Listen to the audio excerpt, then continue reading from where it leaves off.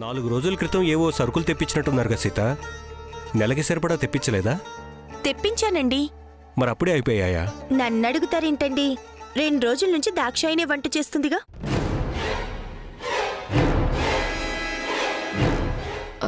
అంటే అది బావగారు, నాకు వంట సరిగా రాక ఏది ఎంత వాడాలో తెలియక సరుకులన్నీ ఖర్చు పెట్టేశాను బావగారు.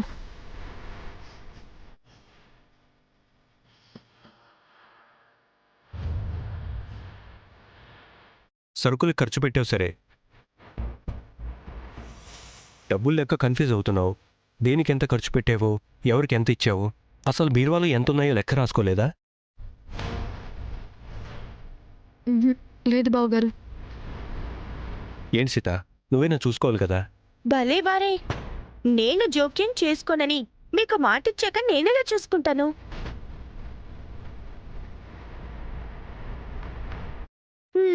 జోక్యం చేసుకుంటే నాకు నా చెల్లికి మధ్య మాట పట్టింపు రాదా? భలేవారే. అచ్చరే సీత, దాక్షాయనికి తెలీదేమో ఎలా మేనేజ్ చేయాలో, నువ్వేనా నేర్పించాలి కదా పాపం. తనకి తెలీదని నాకెలా తెలుస్తుందండి? 2 రోజులకే ఇంటి బాధ్యతలు చూసుకోలేక దాక్షాయని తికమక పడిపోతుంది. చిన్న ప్రాబ్లం కూడా రాకుండా నువ్వెలా చూసుకున్నావు వదినా? ఏ పనైనా నేను చెప్పగానే చేయను, ఏ డబ్బైనా అడగగానే ఇవ్వను. ఏది ఎంతవరకు అవసరమో ఆలోచిస్తాను.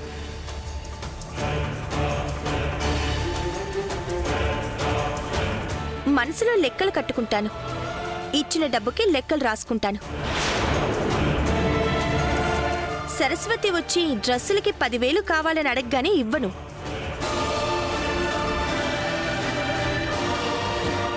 ఒకరోజు టైం తీసుకొని ఏ ఖర్చు ఎక్కడ తగ్గించొచ్చో చూసుకొని మీ అన్నయ్య మీద భారం పడకుండా ఆ మనీ అడ్జస్ట్ చేస్తాను.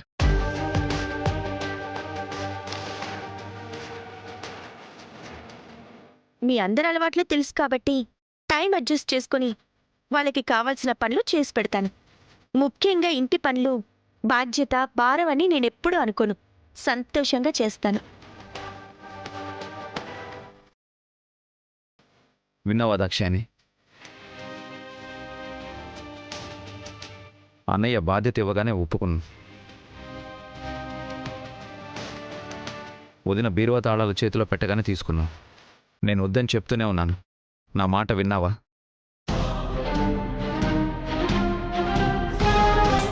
వదిన, ఇంటిని పద్ధతిగా నడిపే శక్తి దాక్షాయనికి లేదు.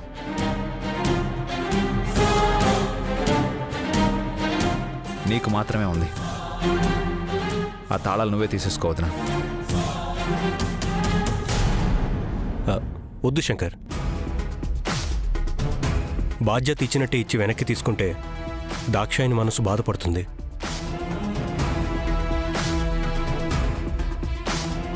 తప్పు జరిగినప్పుడే ఒప్పేలా చేయాలో కూడా తెలుస్తుంది. పోగొట్టుకున్నప్పుడే ఏం కావాలో తెలుస్తుంది. అనుభవమే దాక్షాయనికి అన్నీ నేర్పిస్తాయి. తన్నే ఇంటిని చూసుకోమను.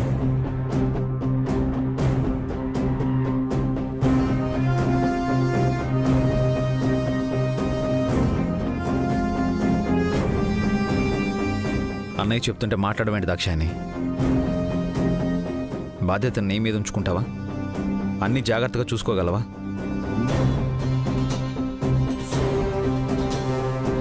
అన్ని పనులు చేయగలవా?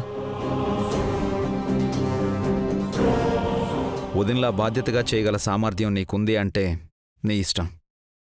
మళ్ళీ ఏ సమస్య రాకూడదు మరి.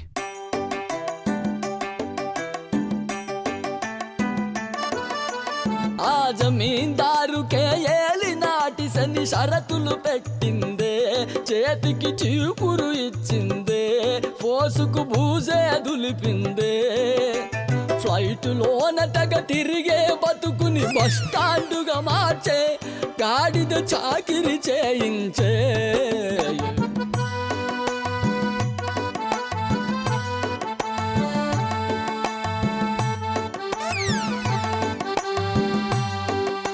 వామో, ఇప్పుడు ఈ బాధ్యత ఒప్పుకుంటే జీవితాంతం ఈ పనులన్నీ చేయాలి. సీత ముందు ఈ ఒక్కసారి ఓడిపోతే నా కష్టమేం లేదులే. ఇవన్నీ చేయడం నా వల్ల కాదు బాబోయ్. సారీ బావగారు, మీరు అభిమానంతో ఈ బాధ్యత ఇచ్చారు, కానీ నేను ఇది మొయ్యలేను. అక్కకిచ్చేసేయండి.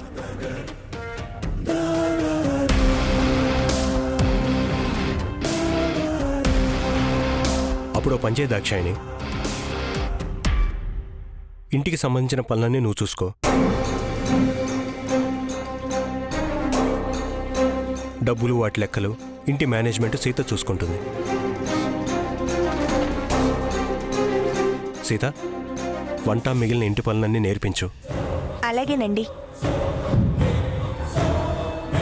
దాక్షాయని, బీరువా తాళాలు వదనకిచ్చే.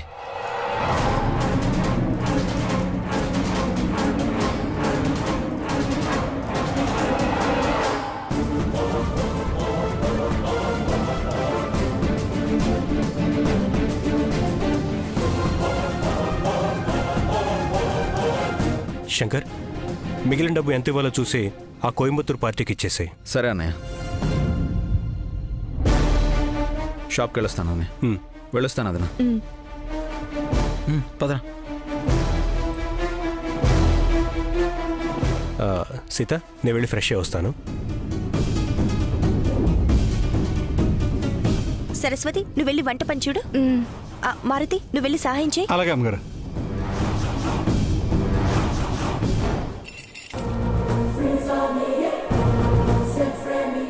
గెలవడం అంటే దొంగ నాటకాలు ఆడి నా భర్త దగ్గర నుంచి తాళాలు తీసుకున్నంత తేలిక కాదు దాక్షాయిని. నువ్వు నా భర్త దగ్గర నుంచి బలవంతాన బాధ్యతని లాక్కున్నావు. నేను నీ భర్తతోనే చెప్పించి తెలివిగా బాధ్యతని తీసుకున్నాను. నా మీద గెలవాలి అన్న ఆరాటం ఉంటే సరిపోదు, ఆలోచన ఉండాలి, తెలివి ఉండాలి. నీ ఆవేశం వల్ల నువ్వే ఈ ఇంటి మనిషిగా తప్ప దేనికి పనికిరావని ప్రూవ్ చేసుకున్నావు.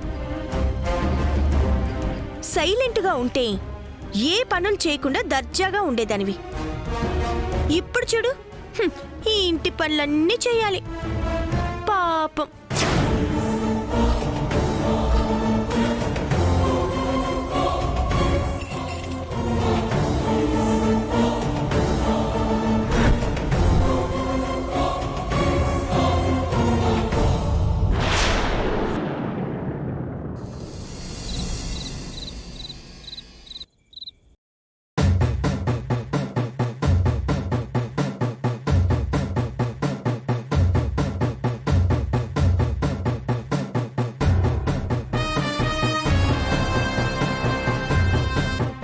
వదిన బీరువా తాళాలు చేతిలో పెట్టగానే తీసుకున్నావు.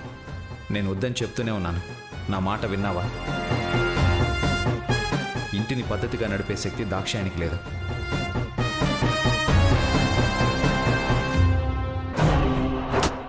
నా మీద గెలవాలి అన్న ఆరాటం ఉంటే సరిపోదు, ఆలోచన ఉండాలి, తెలివి ఉండాలి. నీ ఆవేశం వల్ల నువ్వే ఈ ఇంటి మనిషిగా తప్ప దేనికి పనికిరావని ప్రూవ్ చేసుకున్నావు. గెలుపు నా దాకా వచ్చినట్టే వచ్చి నన్ను ఊరించి మరి సీత దగ్గరికి వెళ్ళిపోతుంది. ఇలా కాదు, శాశ్వతంగా నేనే గెలవాలి. నేను అనుకున్నది సాధించాలి.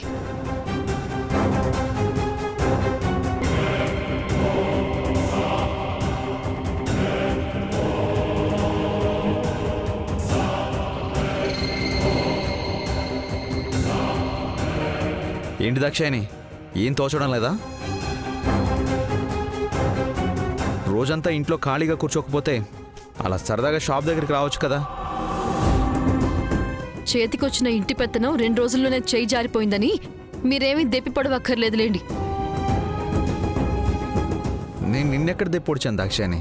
షాప్ దగ్గరికి వస్తే ఖాళీ దొరికినప్పుడల్లా ఇద్దరం కూర్చొని సరదాగా మాట్లాడుకోవచ్చు కదా అని నా ఉద్దేశం. మీరసలు నాతో మాట్లాడకండి. మీ వల్లే ఈరోజు ఉదయం అందరి ముందు నా పరువు పోయింది. పరువు కాదు, పెత్తనం పోయిందని అలిగినట్టుంది. కొద్దిసేపు ఉడికిద్దాం. పరువుది పెత్తనంది ఏముంది దాక్షాయని, మళ్ళీ అవే తిరిగి వస్తాయి. కానీ ఈ 2 రోజులు నువ్వు చేసిన పనులున్నాయి చూసావా, ఆహాహా, జీవితంలో మర్చిపోలేమనుకో. నువ్వు వేసిన ముగ్గుందే, ఆహా అలా వేయడం ఎవ్వరి వల్ల కాదనుకో.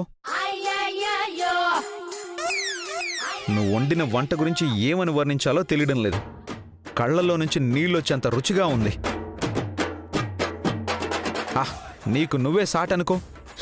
మీరు మరీ ఎంత ఎగతాళి చేయాల్సిన అవసరం లేదులేండి. అలిగావా దాక్షాయని? అలకలోని అందం రెట్టింపైంది తెలుసా? మీ పొగడతలు నాకేం అవసరం లేదు. ఇది పొగడత కాదు దాక్షాయని, నిజం. అలకలో నువ్వు ఇంత అందంగా ఉంటే ఈ అందాన్ని చూడ్డానికి నేను రోజు నిన్ను ఏడిపిస్తూనే ఉంటాను. ఇంత అందాన్ని దగ్గరగా పెట్టుకుని దూరంగా ఉండాలి అంటే చాలా కష్టం.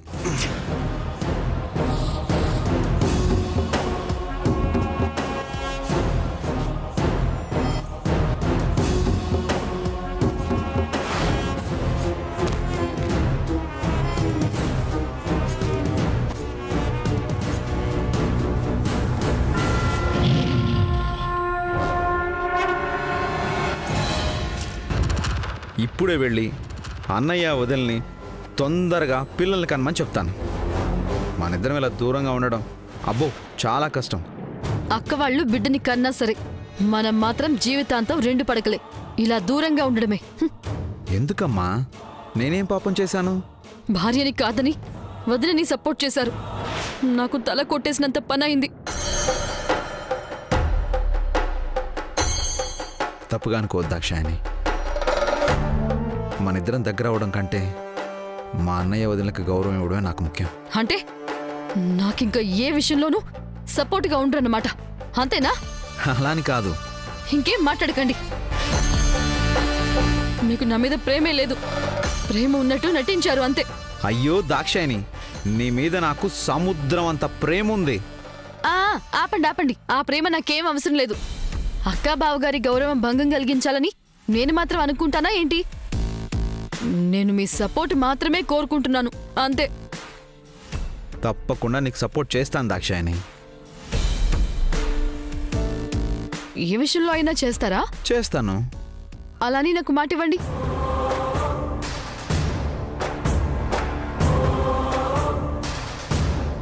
నువ్విచ్చిన ఈ మాటని మీ అనుబంధాల మధ్య గోడలు కట్టడానికి వాడతాను.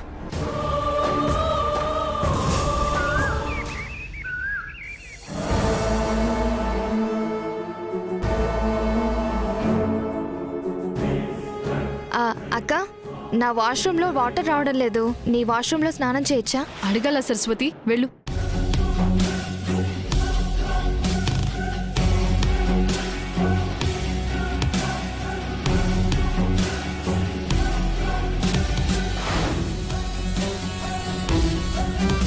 మొన్న ఈ సరస్వతిని అడ్డు పెట్టుకుని అన్నతమ్ముల మధ్య గొడవ పెట్టాలని చూస్తే కలిసి రాలేదు. మళ్ళీ ఈ సరస్వతిని అడ్డు పెట్టుకుని ఏదో ఒక గొడవ సృష్టించాలి.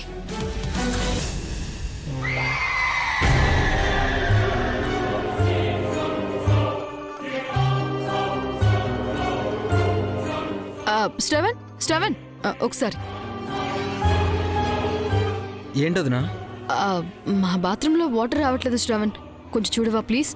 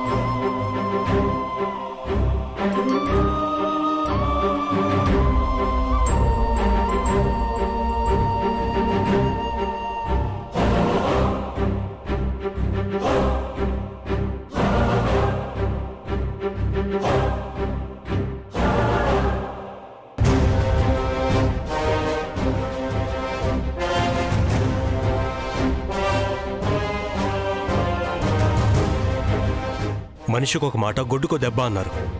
నిన్ను కొట్టినా కూడా నువ్వు పశులాగా ప్రవర్తిస్తున్నావంటే నిన్నెవరాలరా? నిజంగా నేను కావాలని ఆ గదిలోకి వెళ్ళలేదన్నయ్య.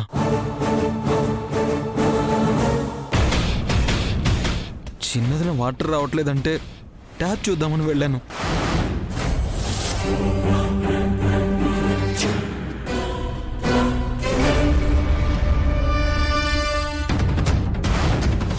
చాలా ఆపరా.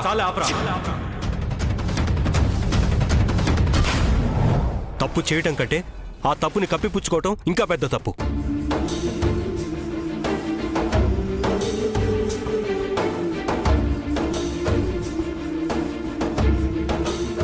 ఎన్నిసార్లు ఇలా బుద్ధి లేకుండా ప్రవర్తించి సరస్వతిని బాధ పెడతావు, నా పరువును వీధిలో పెడతావు.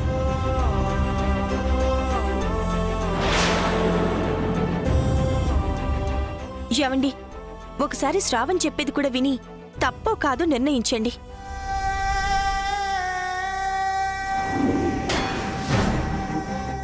కానీ నిజం తెలియకుండా మీ తమ్ముడే దోషని నిర్ధారించకండి. అతని వల్ల ఒకసారి నాకు ఇలాంటి పరిస్థితి ఎదురైతే పొరపాటు అనుకోవచ్చు, కానీ మూడోసారి ఇలా ప్రవర్తించాడు. అయినా కూడా నువ్వు నా మరిది కావాలని చెయ్యలేదు అని చెప్పాలని చూస్తున్నావు.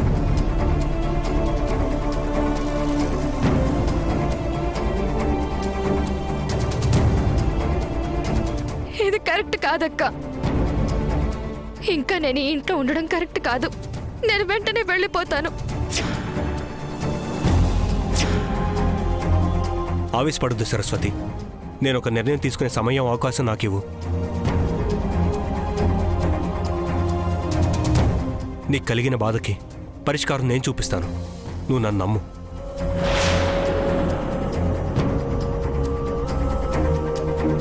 ఇంకా నన్ను ఏ స్థాయికి దిగజారుస్తావురా? ఛీ!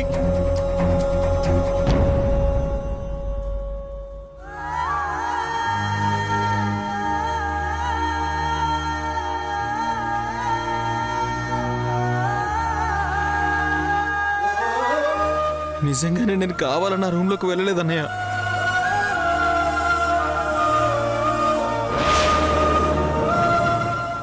సరస్వతి అక్కడ ఉన్న విషయం నిజంగానే నాకు తెలీదు.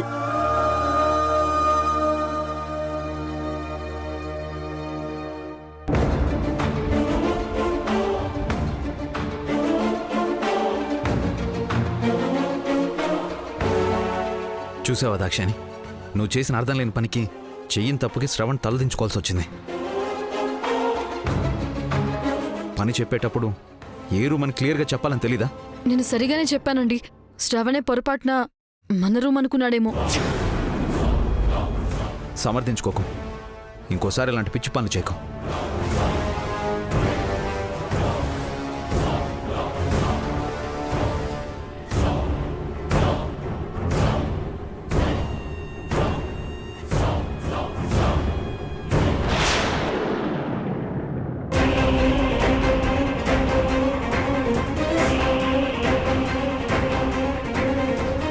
జరిగేవన్నీ చూస్తుంటే మేం విడిపోతామా ఏంటి?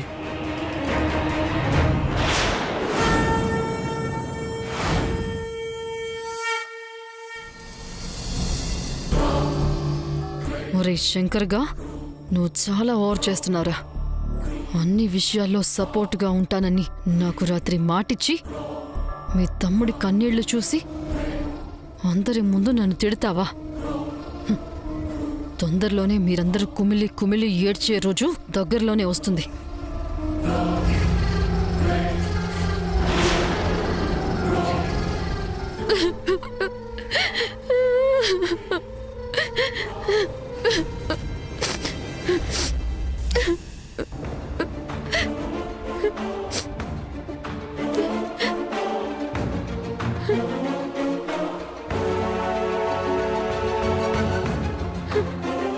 ఎడవకొదినా, జరిగిన దానికి నీ తప్పేం లేదని నాకు అర్థమైంది.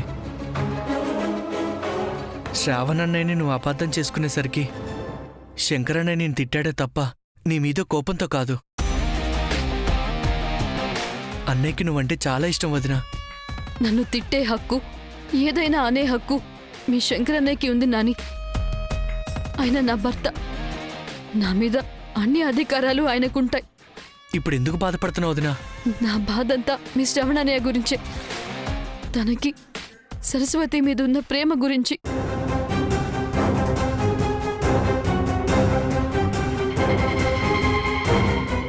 శ్రవణ్ తనని మనస్ఫూర్తిగా ప్రేమిస్తున్నాడని సరస్వతికి తెలియక ప్రతిసారి అపార్థం చేసుకుంటోంది. ఆ అపార్థం మీ పెద్దన్నయ్య మనసులో శ్రవణ్ మీద చెడు అభిప్రాయాన్ని కలుగజేస్తోంది. ప్రేమిస్తున్న అమ్మాయి అర్థం చేసుకోకపోగా ప్రాణంగా చూసుకునే అన్నయ్య కూడా తనని దోషిలా చూస్తుంటే శ్రావణ్ ఎంత బాధపడుతున్నాడో తలుచుకుంటే నాకు ఏడుపు ఆగడం లేదు నాని. నిజమే వదినా. పాపం శ్రవణనే పరిస్థితి తలుచుకుంటే నాకు జాలిగానే ఉంది.